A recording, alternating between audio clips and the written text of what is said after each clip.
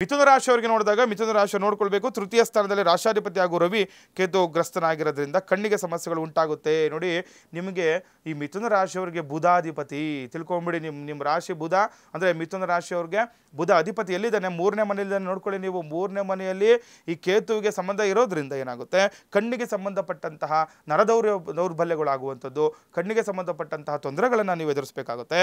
ಇನ್ನು ಚತುರ್ಥದಲ್ಲಿ ಕುಜ ಬಲಹೀನ ಆಗಿರುವುದರಿಂದ ನೋಡಿ, 4ನೇ ಮನೆ ನಿಮಗೆ ಯಾವುದೋ ಕನ್ಯಾ ರಾಶಿ 4ನೇ ಮನೆ ಆಗುತ್ತೆ, ಬಲಹೀನ ಆಗಿಬಿಟ್ಟಿದ್ದಾನೆ ಕುಜ. ಅದರಿಂದ ಏನಾಗುತ್ತೆ, ಕುಜನನ್ನು ನಾವು ಏನು ಹೇಳ್ತಾರೆ, ಈಗ ಸಹೋದರ ಕಾರಕ ಅಂತ ಹೇಳ್ತೀವಿ ನಾವು. ಅಣ್ಣ ತಮ್ಮಂದಿರಲ್ಲಿ ಕೆಲವೊಂದು ತೊಂದರೆಗಳನ್ನು ಎದುರಿಸಬೇಕು. ಅಕ್ಕ ತಂಗಿಯರ ನಡುವೆ ಬಾಂಧವ್ಯ ಇರಲ್ಲ ಅಂತ ಹೇಳ್ತಾ ಇದೆ. ತುಂಬ ಚೆನ್ನಾಗಿರ್ತಾರೆ ಅಕ್ಕ ತಂಗಿಯರು ಅಣ್ಣ ತಮ್ಮಂದಿರು.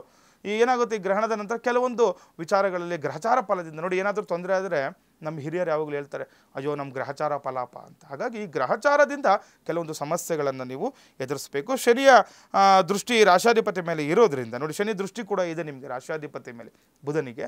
ಹಾಗಾಗಿ ಕೆಲವೊಂದು ಸಾಲ ಆಗುವಂಥದ್ದು ಅಥವಾ ಋಣಬಾಧೆ ಕಾಣುವಂಥದ್ದು, ಸುಮ್ಮನೆ ವಿನಾಕಾರಣ ಸಾಲ ಮಾಡ್ಕೊಂಡ್ಬಿಡ್ತೀರಾ ನೀವು.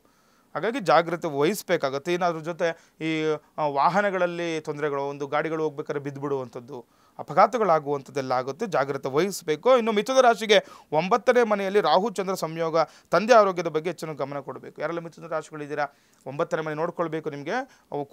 ಒಂದು ಕುಂಭ ರಾಶಿಯಲ್ಲಿ ಈ ಚಂದ್ರ ರಾಹು ಇರೋದ್ರಿಂದ 9ನೇ ಮನೆಯಲ್ಲಿ ತಂದೆಗೆ ಸಂಬಂಧಪಟ್ಟಂತಹ ದೋಷಗಳು ಅಥವಾ ಆರೋಗ್ಯದ ಬಗ್ಗೆ ಪ್ರಭಾವಗಳು ಬೀಳುತ್ತೆ ಅಂತ. ಕರ್ಮಸ್ಥಾನದಲ್ಲಿ ವಕ್ರಶನಿ ಮೇಲೆ ಕುಜನ ದೃಷ್ಟಿ ಇರೋದ್ರಿಂದ ಕೆಲಸದ ಒತ್ತಡ ಹೆಚ್ಚಾಗುತ್ತೆ. ನೋಡಿ, ಕರ್ಮಸ್ಥಾನ ಅಂತಂದರೆ ನಿಮಗೆ ಮೀನ ರಾಶಿಯಲ್ಲಿ ವಕ್ರಶನಿ ಇರೋದ್ರಿಂದ ಆ ವಕ್ರಶನಿಗೆ ಏನಾಗ್ತಾ ಇದೆ, ಕನ್ಯಾ ರಾಶಿಯಿಂದ ಕುಜನ ದೃಷ್ಟಿ, ನೇರ ದೃಷ್ಟಿ ಇರೋದ್ರಿಂದ ಏನಾಗುತ್ತೆ, ಕೆಲವೊಂದು ಸಮಸ್ಯೆಗಳು ನಿಮಗೆ ಏನಾಗುತ್ತೆ, ಕೆಲಸದಲ್ಲಿ ಒತ್ತಡ ಹೆಚ್ಚಾಗುವಂಥದ್ದಾಗುತ್ತೆ.